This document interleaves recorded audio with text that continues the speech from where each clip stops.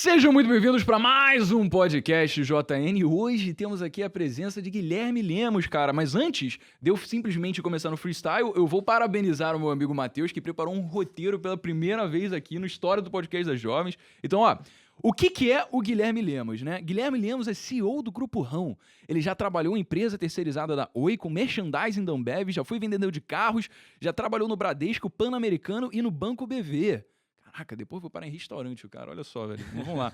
Trabalhou também no financeiro da Renault e hoje tem empresa que é líder no segmento de Delivery Food Service, que possui mais de 10 marcas de produtos que vão desde comida japonesa até comida árabe. Já vende, inclusive, fora do Brasil, quase que um delivery de tudo. O Carioca promete tornar o Grupo Rão a maior empresa de delivery do mundo. Guilherme Lemos, seja muito bem-vindo. Obrigado, Breno. Matheus. Caraca, Tô velho. honrado de ser o primeiro a ter roteiro, né? Você gostou da apresentação, cara? Tá ótimo. Não falaria, minha mãe não falaria melhor. Rapaz, olha, isso que é venda mesmo. Se a mãe não vende tanto assim, esse aqui é o vendedor das jovens de negócio, cara. Mas que maneiro, velho. Olha, tem tanta coisa que eu quero perguntar aqui pra você, porque como acontece em todo podcast, quando a gente chega, a gente começa a brisar sobre a vida, questões existenciais, falar sobre um monte de coisa que poderia estar sendo gravado, né? Então, antes de eu tatear você com essas perguntas que eu quero saber sobre os assuntos que a gente já conversou, e eu vou contextualizar a galera para aquilo, eu quero saber um pouquinho da tua história, irmão. Como é que você, que eu sei que nasceu no Rio de Janeiro, lá de Ipanema, começou a pensar em empreender numa sociedade carioca que eu sei que é absolutamente aversa ao empreendedorismo? Então, Breno, primeiro, prazer estar aqui com jovens. Não sei se eu posso ser considerado jovem, entre 36 anos. Tô nessa jovem ainda. Tá no auge. Tô no auge. Bom, mas assim, eu exatamente não tinha, acho que como a maioria dos empreendedores, eu não nasci empreendedor, fui me tornando empreendedor ao longo da minha jornada, assim. Eu fiz o que como a maioria do classe média no Brasil faz, eu tinha um roteirinho ali traçado, né? A escola, a faculdade e tal, sei lá. Compro uma casa em 30 anos, eu sonho da casa própria, aquela coisa toda, né? E eu tava seguindo isso, né? Eu trabalhei em banco muitos anos, fui vendedor de carro lá no começo, comecei bem lá de baixo mesmo, apesar de Ipanema, Leblon, que a gente nasceu, mas eu era a série B de Ipanema, Leblon ali, né? Tem os estratos ali, eu né? era mais pra lá. Não só que você tá em Ipanema, que você vai todo dia correr na praia, tem todo o tempo ali. Eu, quando vou falar com algum franqueado mais brabo, eu falo que sou do Meia, porque senão de Ipanema ele não respeita. Mas explica pra galera o que é série B de Ipanema. Só pra Não, eles eu tava saberem. mais pra lá, assim, mais pra lá, pra ir pra ir pra Copacabana. Quem é do Rio sabe ali como é que é a Zona Sul do Rio, né? A Zona Sul do Rio é a playboyzada. A gente tá falando de estereótipos, né? Tô falando só de estereótipos aqui, né, pessoal? Pelo amor de Deus. E eu sou ali de Ipanema, que é um estereótipo de playboy Zona Sul. Mas nunca fomos. Eu e meu irmão nunca fomos. Eu tava falando, enquanto meus amiguinhos iam pra Disney, eu ia pra Maricá, ia pra Araruama, né? E tá tudo bem, tava feliz com isso. Mas enfim, aí eu seguia uma vida normal de não empreendedorismo, como tem que ser. Já o meu irmão é um cara mais visionário, um cara mais, sempre foi um cara de visão, sempre foi um cara de pensar mais diferente, né? Fugir um pouco do status quo, aquela coisa toda. E aí, como é que eu entro nesse empreendedorismo, né? Em 2013, o meu irmão, ele junto com um amigo ali, ele começa a ideia do Rão, né? Na verdade, ele absorve a ideia de uma outra pessoa que era a Nanica, a ideia do Rão e tal, na época. E ele me liga e fala, pô, Guia, e eu tô vendo meu irmão em festa de família. Não, porque a coisa tá acontecendo, tô indo, tá acontecendo. Só que meu irmão sempre foi muito tratado meio como um fanfarrão, sabe? Meio assim, fala demais e tal. Só que eu tô vendo meu irmão começar a acontecer mesmo. 1, 2, 3, 4, 5 meses. E aí um belo dia eu chamo, pô, Henrique, como é que é esse negócio aí de rão, cara? Cara, porra, tô ganhando X. Eu falei, peraí, opa, peraí. Então, só pra entender, ele tinha aberto um restaurante, então? Então, o rão, o sushi rão, ele começa em 2011 ou 10, 11 com uma pessoa. Tá. E ele fazia em casa, eventualmente e tal, e fez fez um barulho ali em Botafogo. Tá bom. Tudo no Rio, muitas Então, coisas. nessa época não tinha iFood, não tinha Rap, não tinha nada Não, disso. não tinha Mas Rappi, começou não em tinha casa, iFood, você fazia Eats. delivery, era isso? Delivery, só delivery. E a mesmo? pegada, que é a pegada do João, que começou esse rão, era que ele vendia através do Facebook. Essa foi a pegada. Não tinha telefone, né? Porque não tinha smart money, não tinha grana, não tinha nada. Ele foi pelo Facebook, no pessoal dele, fez uma página, isso foi uma bela pegada. Caraca. E aí ele cansou entendi. daquilo. Não era tráfego que ele fazia, ele criou uma página. página no Facebook, tráfico, coisa. Pô, isso atual, é, cara. isso aí é marketing digital, isso aí agora, tem 2 cara, meses. isso é esse negócio. agora, tá Cresceu doido. no orgânico. Mas o Sushi Rão começou no Botafogo, então. Começou em Botafogo. E aí, cara, ele cansa daquilo. Uhum. Porque dá trabalho, né, cara? E ele era playboy, o João era playboyzão, assim. E não precisava daquilo. E aí ele fala pra um amigo nosso, que é o André, e fala, pô, cara, eu tô a fim de vender o Rão. E o Rão tinha algum movimento ali em Botafogo. E aí ele vende pra uma quantia nada, e o André absorve a página, ele comprou uma página, na verdade. E a ideia ali, nem tinha cozinha, tinha nada. Só a ideia. Fazia em casa, né? Fazia em Entregava. casa e tal. E o André pega aquilo ali e vê que tinha um canhão na mão também, foi um cara esperto. E ele começa a ver pros amigos, vai em 12 amigos. Pô, quer ser meu sócio? Não. O último foi o meu irmão. E o meu irmão trabalhava com meu pai era dono de autoescola na época. E ele falou, pô, Henrique, quer entrar comigo? O Henrique falou, porra, quero. Bora. E aí se encontrou. Meu irmão se encontra ali no Rão. Ele viu ali algo que ninguém mais viu. Nem o André, nem o João. Legal. Ninguém viu aquilo. Então, vocês começaram vendendo sushi online, através de uma Na página. verdade, do não era nem Facebook. sushi, cara. Vendia só hot. Só O Rão hot. era hot. Tá bom. Era mais fácil e mais abrasileirado possível, né? Sim. Você apresenta um hot pra um japonês, ele desmaia, né? Ele tem um AVC. Isso aqui é japonesa pra você. Porra, japonês. Legal. Então, qual foi o movimento que você fez aqui? Vocês criaram uma página. Quer dizer, você ainda não tá na jogada. Não tô na jogada. Beleza. Eu tava no banco. Eu tava no banco da Renault. Você tá no CLT, caminho Tô tradicional lá, brasileiro. CLT, feliz com meus benefícios, né? Pô, foco em se aposentar aos 65 meu anos. fundo de mano. garantia, INSS, cara. velho. Isso aí. E aí, o seu irmão, ele foi apresentado essa ideia do Rão, ele quis se tornar sócio, que o tráfego basicamente gerado do orgânico de uma página do Facebook. Primeira pergunta que eu tenho, como é que você gera tráfego numa página do Facebook? Então, isso eu tô falando em absurdos 9 anos atrás, 8 anos atrás. Ainda mais, como é que você faz isso há 9 anos atrás? Então, ali era basicamente o que fazia gerar o tráfego era a própria força de vendas do produto que entregava rápido e era barato.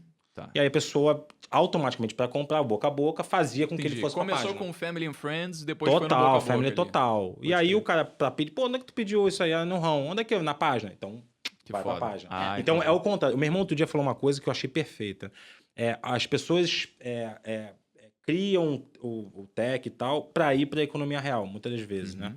A gente está fazendo o contrário. A gente fez a economia real, nos estruturamos na economia real, temos uma volumetria importante de venda, de faturamento e tudo mais. Estamos indo para online agora. Tanto que a gente está indo para o Home Bank, estamos para...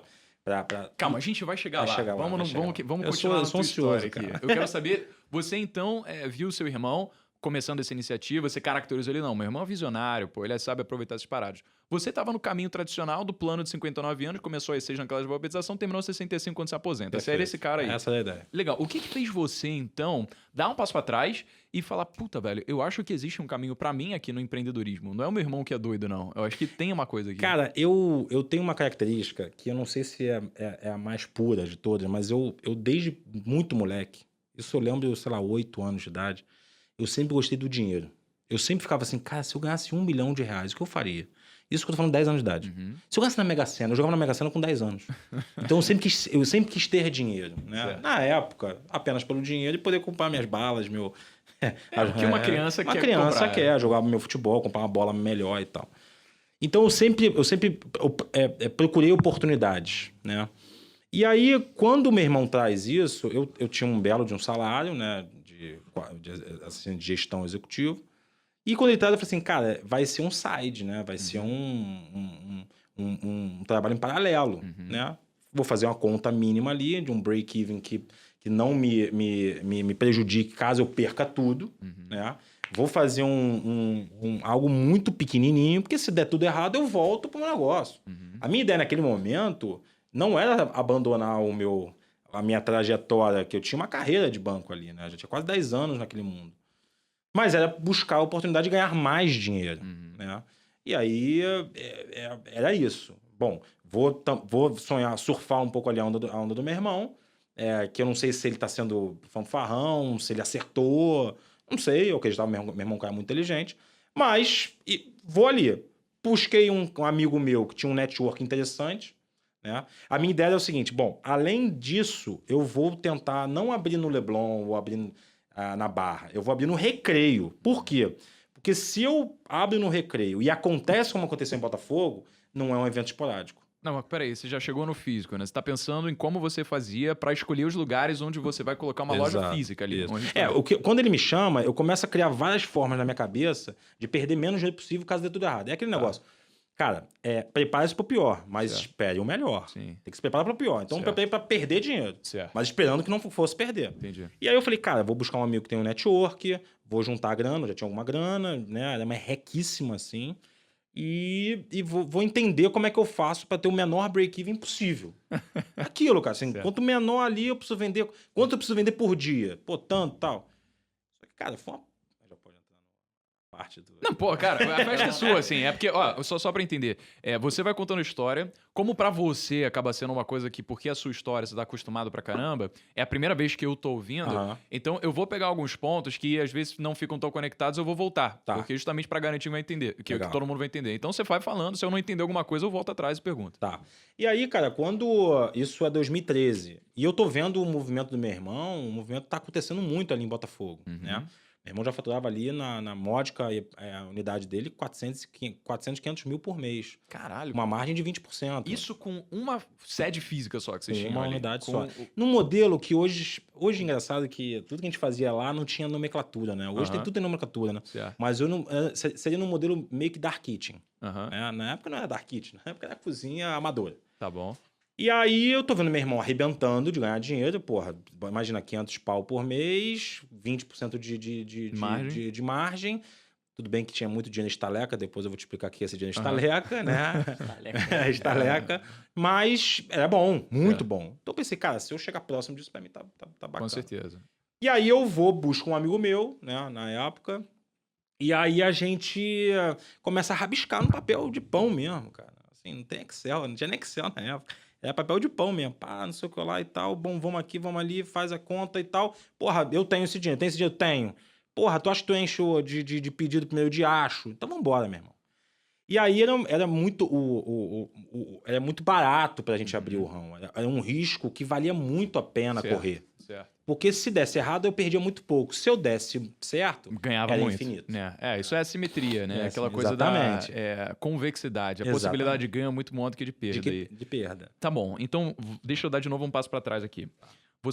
Vocês decidiram que, no caso, o seu irmão decidiu esse lugar em Botafogo, que foi a primeira sede física onde vocês vendiam de Perfeito. fato ali pro consumidor final. E aí já era um restaurante fácil, as pessoas iam, né, pra comer. Não, a gente sempre foi exclusivamente delivery. Ah, sempre foi Essa é uma pegada muito, Entendi. muito louca também, porque às vezes as pessoas perguntam, eu abro muitas caixinhas no meu Instagram, né? E as pessoas sempre perguntam as mesmas coisas, né? Uhum.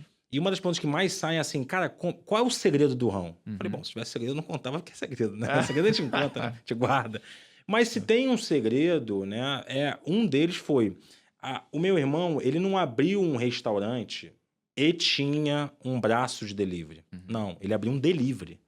E quando você faz isso, você tem o seu custo fixo reduzidíssimo Com certeza. e você tem toda a sua, o seu mindset voltado para aquilo. Então você tem mais velocidade, num preço menor, você tem uma proximidade com o cliente muito maior. Do que o cara, quando o cara tem, quando o cara tinha naquela época restaurante físico, o delivery correspondia a 10%, 15%. Tinha restaurante, tem um número da BF que diz que apenas 30% dos restaurantes físicos tinham delivery lá atrás. Olha que loucura.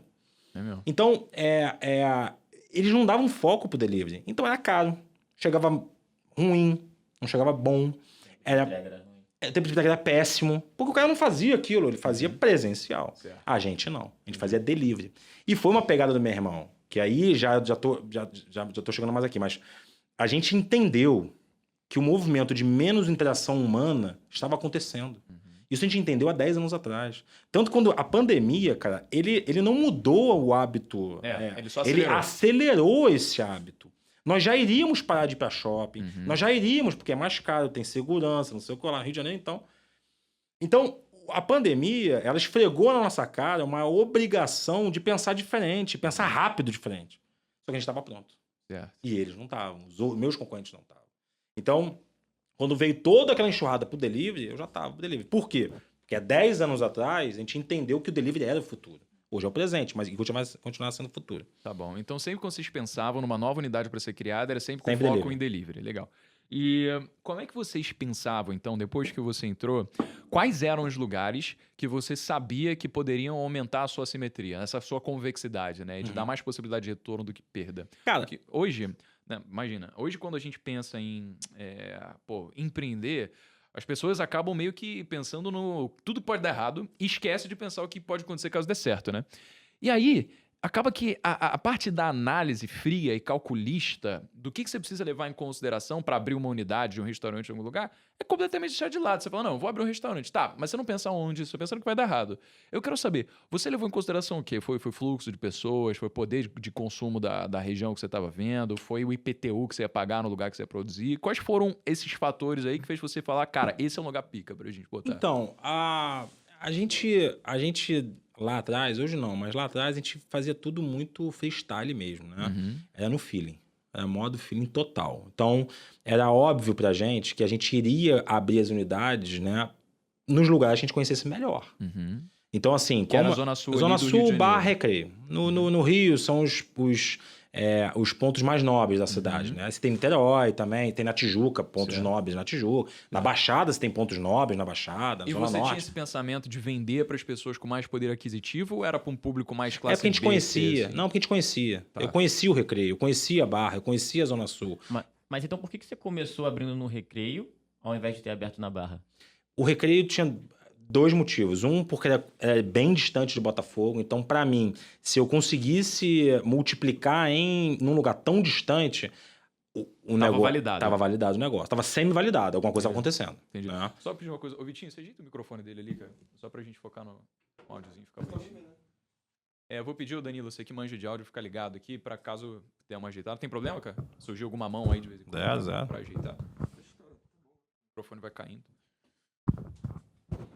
E aí tava validado. Você deu no Recreio, você E sabia a que- outra é que o meu sócio era do Recreio. Ele conhecia muita gente do Recreio. Então, na minha cabeça, eu tinha um medo absurdo dos primeiros meses, né? Até porque a mortalidade me indicaria isso. Anos depois, quando comecei a estudar os índices, os KPIs da BF e tudo mais, eu fui percebendo que a mortalidade dos negócios era logo no início. Então, mas eu sabia disso no feeling. Todo mundo sabe mais ou menos disso. O começo, você não tem mais giro. difícil, sem É dúvida. difícil pra caceta. É muito difícil. Então, eu pensei, cara, se eu passar dos primeiros meses, a coisa traciona. Tracionar é mais uma palavra que nessa. Hoje tá na nomenclatura tracionar, mas na época eu não sabia como é que funcionava. Enfim, então na minha cabeça é isso. O meu sócio era de lá e eu precisava validar o negócio. Né? Eu e meu irmão ali e tal. E aí, pra minha surpresa, o meu payback, que na minha cabeça ia ser o quê? 12 meses, sei lá e tal, foi Veio em muito 3. antes. Que irado, cara. Eu olhei e falei, puta. Eu comecei a ganhar mais dinheiro. No terceiro mês, a gente fazia a separação de lucros. A gente era muito amador. Aham.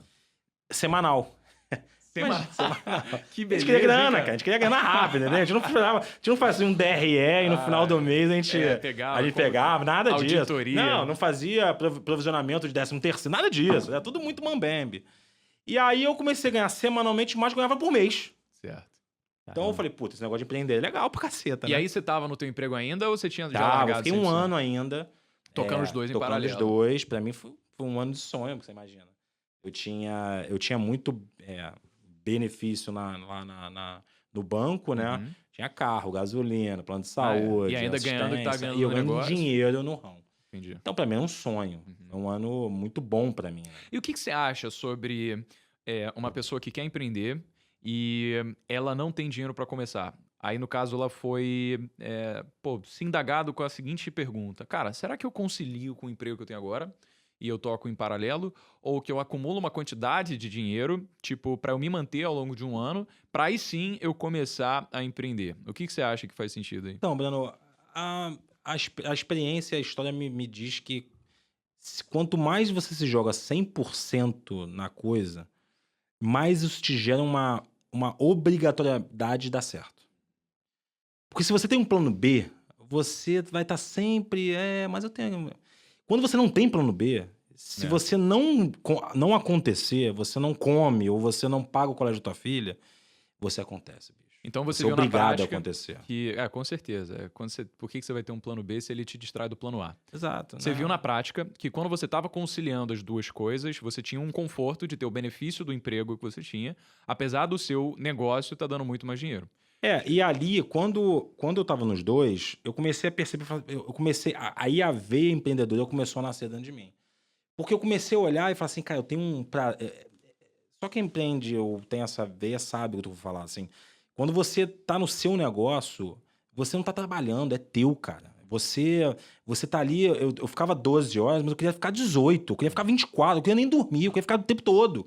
Eu amava aquilo ali, eu amava o cheiro do hot, eu amava o cheiro do trabalho, de verdade. Cheiro do Eu hot é bom suava, mesmo. eu verdade. suava que nem um cavalo, mas eu adorava aquilo, cara, aquilo era meu. Enquanto eu ia pra trabalhar no banco, eu falava, puta que vem segunda-feira. Eu nunca senti isso no meu negócio. Pra mim, eu vinha final de semana, que é uma, né, uma quantidade de vendas no ramo, mas quando chegava assim, eu ficava virando, eu não tinha folga, eu não queria folga, férias, não quero férias, cara. Eu quero fazer esse negócio acontecer, cara. Eu quero gerar dinheiro não só pro meu bolso, mas pra botar no negócio. E eu não quero mais uma unidade agora, eu quero uma, duas, três, eu quero 5, eu quero 50. Aí eu quero um mundo. Então, assim, aí vem a veia empreendedora. Aí você acreditar no negócio de uma maneira tão poderosa que aí vira a tua vida, Você né? falou uma coisa muito bacana. As pessoas, no pensamento de senso comum coletivo brasileiro, é que segunda-feira é o pior dia da semana. Porque é o dia que elas vão voltar pro trabalho para fazer alguma coisa que elas não gostam, até esperançosamente chegar na sexta-feira elas poderem sair, beber, ficar com os amigos e ter aquele cumprimento da gratificação instantânea, porque é só assim que elas vivem as vidas. Elas vivem pelo final de semana. Você acha que a veia empreendedora é uma solução para isso e que a pessoa que tá CLT, ela tá fadada a se sentir miserável assim? Ou que existe alguma coisa que pessoas no geral, que não são empreendedoras, e tudo bem, sabe? Elas conseguirem aproveitar o próprio trabalho mesmo durante a semana sem viver pelos finais de semana? Cara, eu acredito que nem todo mundo nasceu para ser empreendedor, né? O empreendedorismo, ele necessita de uma certa dose de coragem, né? Não há garantia de nada, na verdade. Você vai ouvir muito mais não do que sim, mas muito mais. Acostume-se com os nãos e celebre os sims, que são poucos. Mas eu acho que, assim, se você não quer ser um empreendedor, quer trabalhar, e é justíssimo, qualquer trabalho é digno. Eu acredito de coração nisso, né? Eu fui do office boy ao vendedor de carro e hoje empresário, né? Então eu acredito muito nisso, de verdade. Mas você precisa trabalhar minimamente no que você ama, cara, ou que você gosta. Eu sei que isso às vezes foge um pouco da realidade de milhões de pessoas, né? Acho pouco provável que um cara que faz um trabalho mais burocrático vá amar aquilo ali, mas você tem a obrigação de pelo menos tentar algo próximo, se assemelha àquilo. Para e pensa, cara, se eu fosse fazer algo que eu amo muito, o que eu gosto de fazer? Pô, eu gosto de futebol, eu gosto de samba, eu gosto de tal, eu gosto de... Tente buscar algo próximo disso, minimamente próximo disso. Senão você vai viver uma vida basicamente Certo. para pagar conta e tudo mais. Então, assim. Não tem milagre, né? Você não vai ficar acordar num dia, no emprego que você faz a vida inteira e esperar que vai acontecer alguma coisa diferente, que aí Não por fim vai. vai despertar um senso de felicidade por você estar fazendo aquilo. Não vai. Assim, eu de coração, eu tenho 36 anos, vou fazer 37. Eu passei a maior parte da minha vida trabalhando em coisas que eu não era apaixonado. Certo. Eu me apaixono verdadeiramente Pelo que é seu, né? pelo que é meu, Tem pelo que é quantos ramo. anos de Grupo Rão? Eu tenho de 2004 pra cá. 17 de abril... Quando você ama muita coisa, você lembra das datas, né? 17 de abril de 2014... 14, perdão. Eu abro a primeira unidade, que é do Recreio. Daqui a, 10 dias? 11 dias vai fazer 7 anos, então. Vai Né? fazer 7 Vai anos. fazer 7 cara. anos. Que massa, cara. E assim, eu não... É porque eu sempre falo uma coisa também que eu fiquei pensando agora, né? Que as pessoas elas não precisam ser empreendedoras. Mas, na verdade, cara, eu acho que, com base no que você mesmo falou, elas precisam sim se elas quiserem ter algum senso de felicidade. Sabe por quê? Porque se elas continuarem fazendo as mesmas coisas que elas sempre fizeram a vida inteira, elas não podem esperar que elas vão sentir coisas diferentes com aquilo. Elas precisam arriscar se elas quiserem fazer alguma coisa pelas quais são apaixonadas. Como você falou. Pô, às vezes a pessoa ela gosta de jogar futebol, ela gosta de música, ela gosta de samba, ela gosta de fazer qualquer coisa. Mano, se você vai fazer alguma coisa relacionada a isso, você tem que correr o risco de deixar de fazer o que você tá fazendo hoje. Porque eu acho que tem pessoas que são mais flexíveis a fazer trabalhos repetitivos a mais longo tempo, assim, né? Então, assim, eu até tava vendo o Warren Buffett, lá o lá, o podcast, não. O vídeo da vida O vídeo, dele, o vídeo. né? E lá, eu li o livro dele e tal, mas eu não me peguei que o cara comprou a casa dele em 1970, 60 e viveu na mesma casa depois de ficar bilionário. Então, por quê? Porque ele fazia as mesmas... Acordava de manhã, tomava o café da manhã dele, lia o jornal, ia pro trabalho. Tem pessoas que são mais flexíveis, até talvez o maior empreendedor lá, americano e tal, assim... Fazia desse jeito. Então, tem pessoas que são mais flexíveis a fazer trabalhos repetitivos por mais longo prazo. Certo.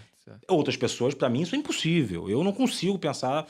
Eu não sei o que eu vou fazer amanhã, cara. Eu sou extremamente... circunstancial. Eu preciso de coisas novas, eu preciso criar coisas novas. Eu virei um arquiteto de projetos, assim. Eu vou projetando coisas novas e tal. Então, Menos assim, tolerante à rotina, né?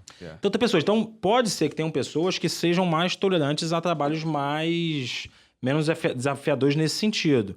Mas eu costumo dizer que para você começar a virar um empreendedor e correr menos riscos, empreenda na empresa dos outros.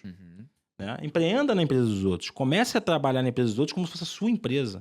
E aí você vai começar a entender um pouco da dificuldade que é ser um empreendedor. Especialmente no Brasil, que é um país burocrático, um país complexo de se empreender. Não que seja um país ruim, tá? Eu invisto 95% do que eu tenho no Brasil. E se eu puder, eu vou continuar investindo para sempre, porque... Porque você começou com um processo de internacionalização recentemente agora, né? O Grupo Ramo está indo para fora. Para fora. Legal. E a gente viu frente à pandemia, a desvalorização do real frente ao dólar, o quanto isso pode ter prejudicado justamente várias pessoas que importam matéria-prima para produzir aqui, que têm produtos comoditizados, são negociados em dólar, e acabam capengando os negócios porque dependem justamente do que está acontecendo lá fora, né?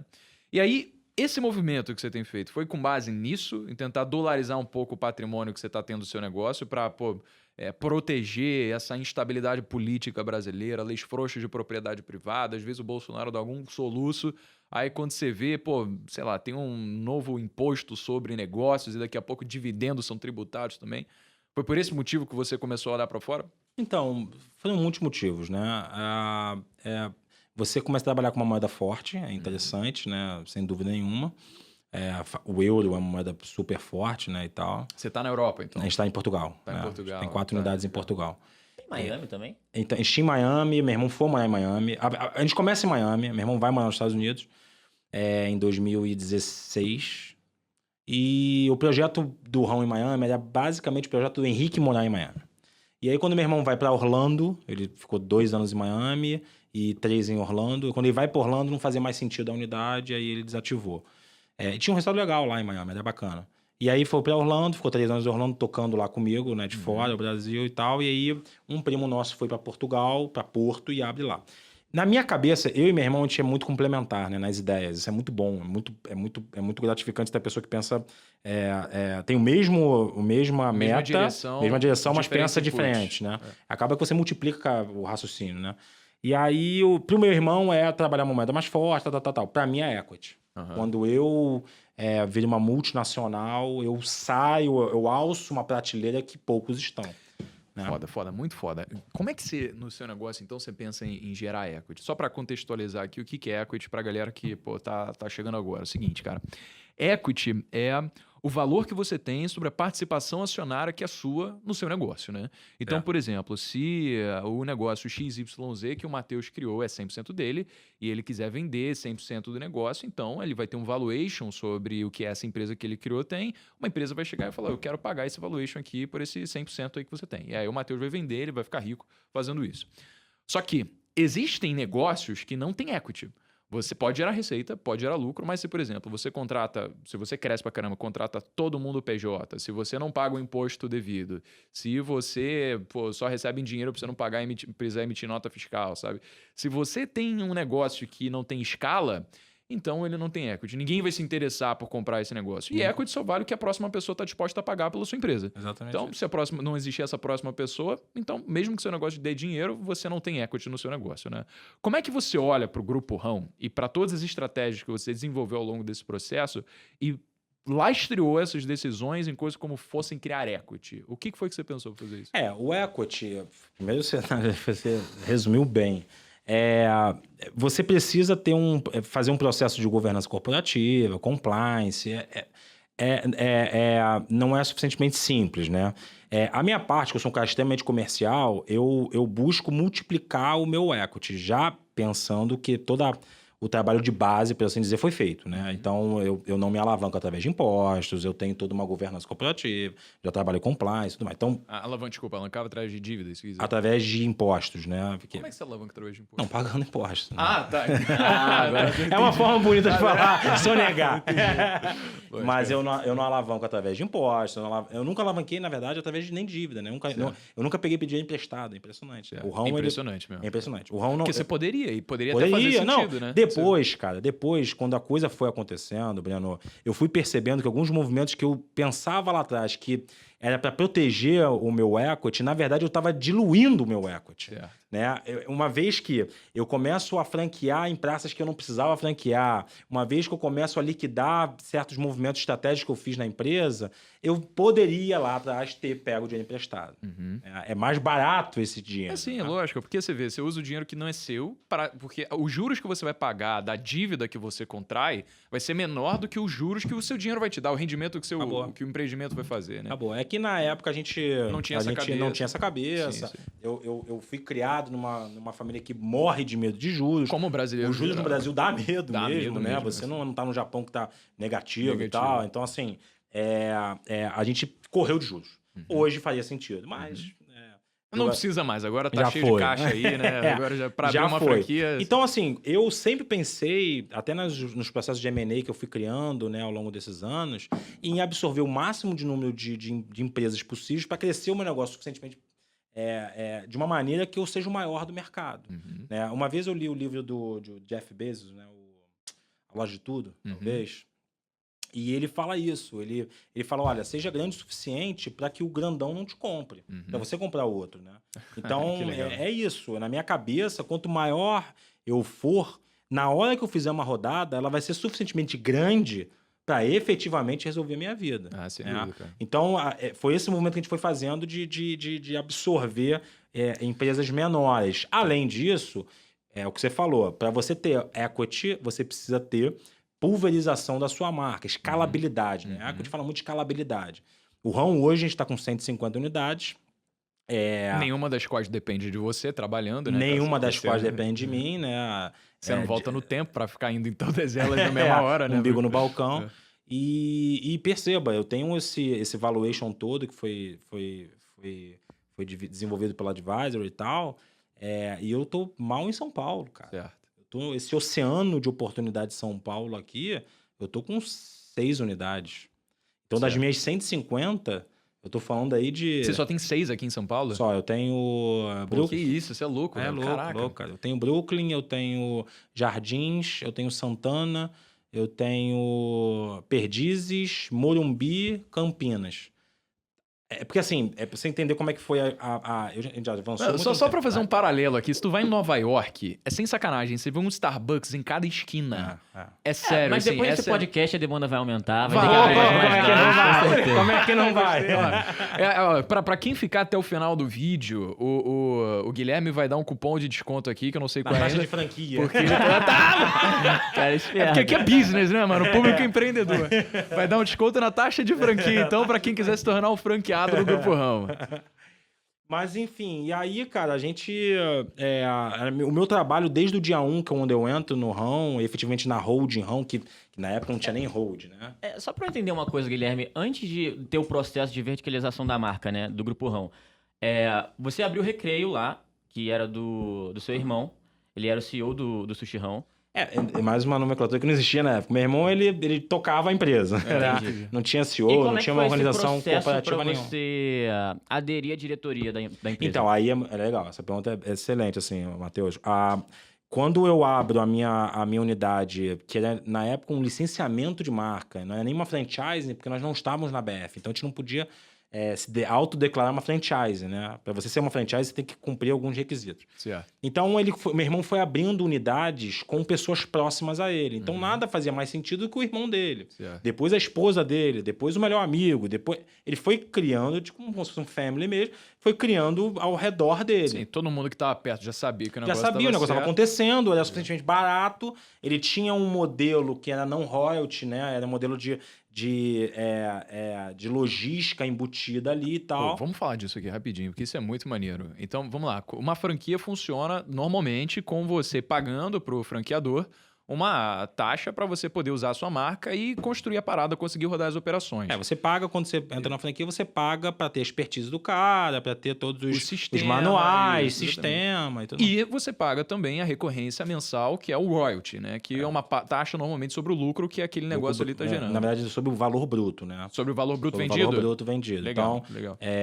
você tem essa fatura lá, R$100 mil, o royalty de 6%, você paga R$6 mil para a franqueadora. Legal, É assim que legal. funciona. Esse é um modelo muito tradicional já. Massa, esse é o modelo tradicional. Você falou que vocês não faziam com royalty, assim. Não, Então, a como gente é que o franqueado dá dinheiro? Então, o meu irmão fez uma cozinha, ele tinha uma cozinha central, Aham. e aí ele pré-produzia os makimonos, né? Que são... Makimono é o roll inteiro, sem ser Aham, cortado. certo. E na época a gente trabalhava com um portfólio reduzidíssimo no cardápio, né? Então, era roll, um salmão ali e era isso. Certo. Então, ele fazia a banda do salmão, os makimonos, e fazia a entrega. E a cozinha, ela só finalizava esse processo. Uhum. E os royalties estavam embutidos no valor do makimono. Ah, Era caraca, assim. velho. Então, era sobre a venda especificamente do makimono que vocês ganhavam dinheiro. Dos insumos, né?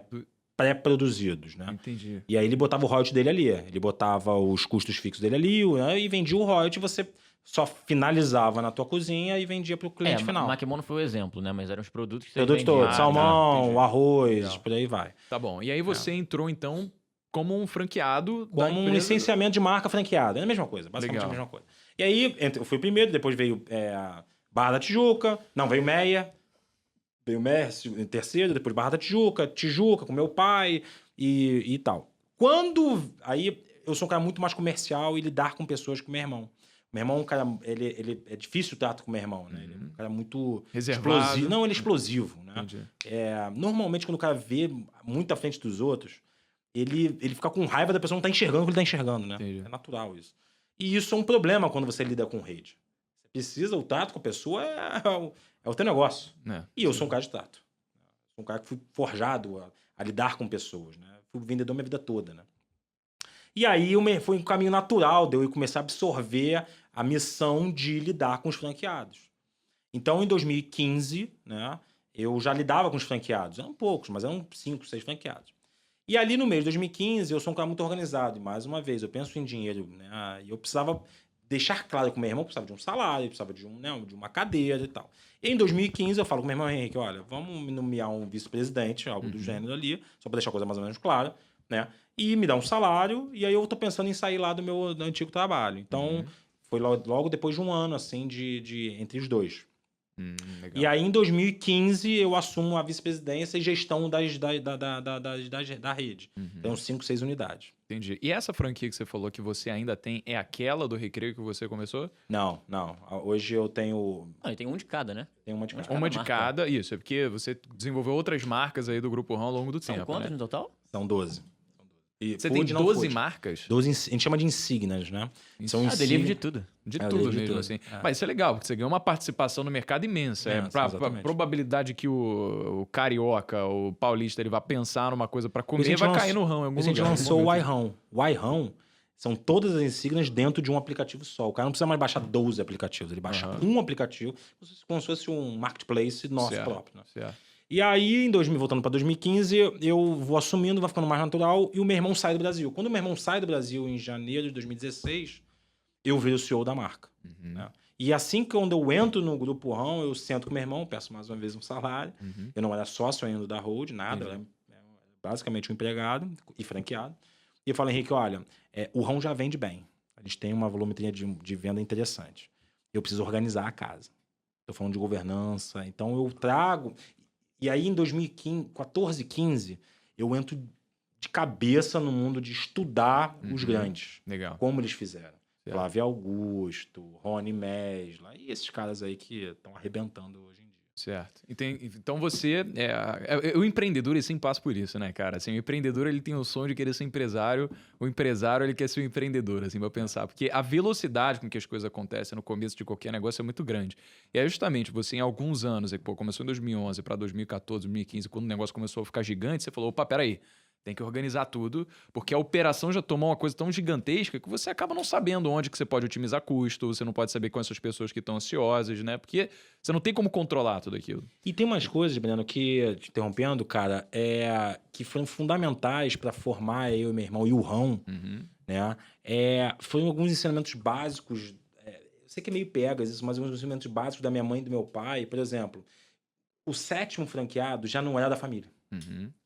E quando ele bota o dinheiro na coisa, né, que é o nosso franqueado da Ilha, e hoje um grande amigo nosso, eu me dei a obrigação de não poder perder o dinheiro do cara. Porque o meu eu perdia, bicho. É meu. Eu rasgo se eu quiser. O dele eu já não tenho esse direito. O cara, às vezes, trabalhou a vida toda pra ter o dinheiro da franquia dele. Eu não tinha esse direito. Então, isso, porque eu tenho aqueles pilares familiares e tudo mais, de, cara, não pega o que é teu e tal, é teu e valoriza e tal. E quando o Márcio, né, que é o lado da ilha, Márcio e o Hugo entram, o sarrafo sobe. Porque os erros já machucariam pessoas que não é mais nosso hall de amizade, cara. E aí o negócio tem que ficar mais profissional. E aí é exatamente o momento que eu vou assumindo ali a parte da empresa, né? E aí eu sento com um advogado e começo a falar, pô, como é que eu me associo à BF? Como é que eu faço pra ter... E eu tinha na minha cabeça... A BF para poder formalizar o modelo de franquias franchise, ali, entendi. Você na tinha as franchise. franquias, mas E assim, quando eu entro, eu já penso em tirar o modelo que meu irmão tinha criado, que era de fornecimento de insumo. Tá. Na minha cabeça, os royalties eram necessários. Na verdade, na minha cabeça, eu ia ser um fornecedor dos insumos e royalty. Certo. Que é o que hoje os grandes fazem, né? Madeira e tal, não sei o que lá e tal. Certo. Verticalizar total, né? Pode falar o nome de outras marcas? Claro, pô. Depois a gente manda o Paga Nós aí, né? Então, assim, na minha cabeça era aumentar a fonte de receita. Então, eu trabalhava royalty com os insumos, tá tudo certo. Logo na frente eu vou te explicar que isso não deu certo. Mas na minha cabeça, royalty era fundamental. Porque eu tava estudando muito sobre franchise. Hoje, então, tem ou não tem royalty? Hoje nós temos royalties, né? Tem, Hoje a gente vive basicamente de royalties e acordos comerciais. Tá bom. Né? Eu tô voltando agora para verticalizar até os insumos. Entendi. Então, você viu o seguinte, então que, pô, as margens de um modelo de negócios que depende de produtos físicos tendem a ser menores do que, por exemplo, que a gente está acostumado a ver um produto digital. Afinal, um produto digital você faz uma vez, você vende quantas vezes você quiser, só tem que manter o custo ali do host do site, né? Essas coisas que são irrisórias comparado ao ticket do produto. Perfeito. E a diferença, por outro lado, é que a vantagem de um negócio físico que vende produto é o giro, né? Se você tem uma base muito grande de clientes, você vende pra caramba ali. Só que, quando você não é detentor de todas as etapas do processo produtivo, você vai ter que pagar o preço do produto, vai ter que pagar o lucro do cara que te vendeu a matéria-prima para fazer ali o que você está vendendo e depois você vai pagar para o cliente, cobrar do cliente final. Então, ou seja, às vezes o preço acaba sendo na ponta, algo que não é tão atraente para o cliente, e você, se eu conseguisse dominar essa parte do processo aqui no começo mesmo, sabe? Eu não precisaria pagar o lucro, esse cara poderia oferecer também mais barato e teria maior margem. Perfeito. Você viu para isso, então, quando você começou a desenvolver sua estratégia de verticalização? Excelente pergunta, Breno. Cara, assim, o nosso conceito é low cost.